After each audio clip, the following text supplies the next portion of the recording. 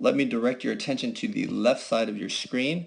What we have here is the forced layer setup. Each of these jumps are separated from each other by less than 1 foot. This is one of the challenges that you will see in Premier classes and you are likely or possibly going to see at Nationals.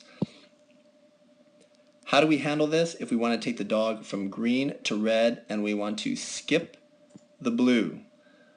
Well, you're going to have to layer if you're handling on the same side that Sarah is, and this is why the layer is there. So you're layering, and it's a forced layer because the design of the course has forced you to layer, hence the name. And the way that we're going to do this is to pretend that this middle jump doesn't even exist. It's not even there. You already have the ability to handle this sequence even if you've never done it before, so there's no need to panic. You can see on the left and the right, we've removed the middle jump here, and the handling is exactly the same.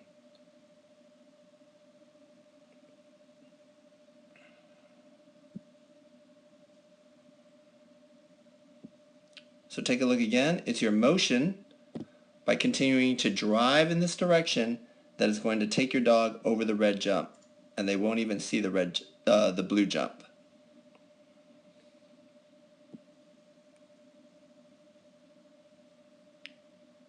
So that's the secret. Handle as if the middle jump is not there.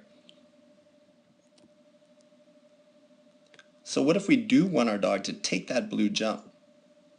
Well, we're going to use different handling, and the handling that we're going to use here is turning to face your dog.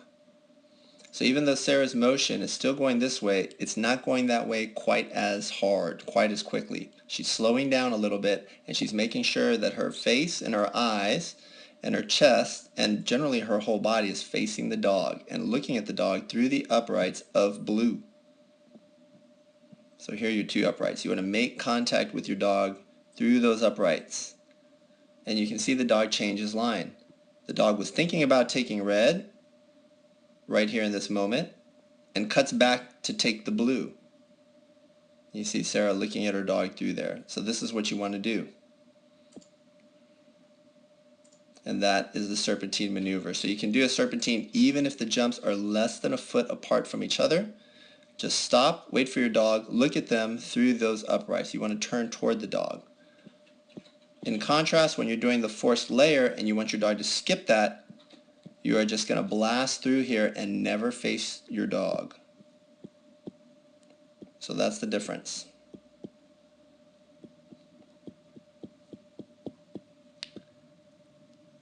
And you see Sarah run through here and show you the proof. We've not edited any of this video, so she did this right after she did the serpentine, and now she goes right back to the forced layer.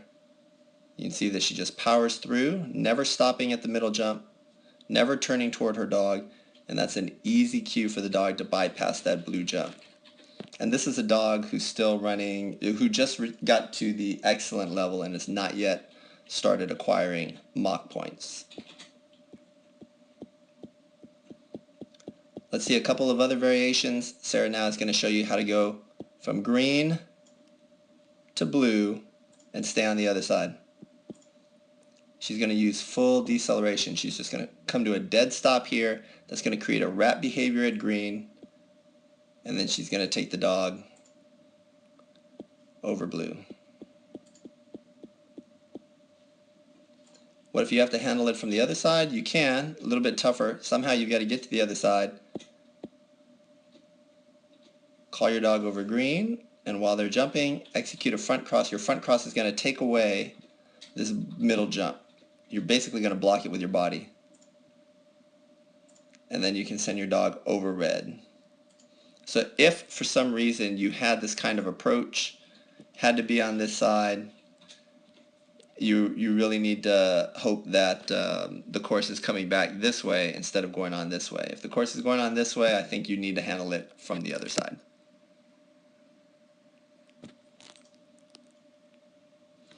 In the first couple of examples, the dog was coming out of the tunnel, so it's a more angled approach. What if the judge makes it a more straight-on approach here? Will the dog be more likely to curl to the wrong obstacle? Well, not if you run it the same way we've been running it. Just power through, and your dog will take the red jump. Sarah's going to set the dog up in the same place, And this time she's going to come to a dead stop, rotate in place, and now she's able to get the blue jump. So it all depends on your body language and your motion. Your dog already knows how to handle this challenge. So hopefully these demonstrations will give you some confidence as you head to nationals to get those done. Sarah's going to show you just a couple of more variations. One is going to be green to blue with a front cross. And so you can do that as well without worrying about your dog moving on to the red jump.